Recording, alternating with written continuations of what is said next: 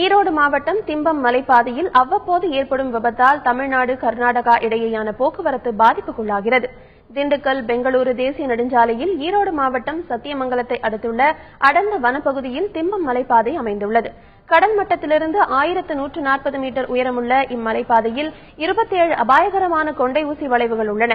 இப்பாதை வழியாக தமிழகத்திலிருந்து கர்நாடகா, மகாராஷ்டிரா உள்ளிட்ட மாநிலங்களுக்கு சரக்கு போக்குவரத்து நடைபெறுகிறது.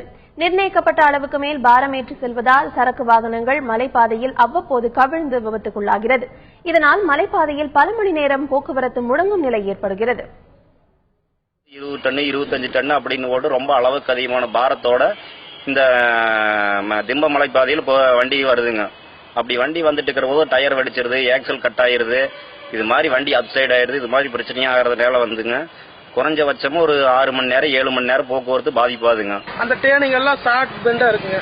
அதுல கட் பண்ண தெரியாம பின்னாடி பிரேக் ரொம்ப ஜாஸ்தி இது பண்ணிட்டு வர்றதுனால பிரேக் பிடிக்காம திருப்ப முடியாம இந்த மாதிரி பிரேக் டவுன் எல்லாம் பண்ணி நிறுத்திடுறாங்க.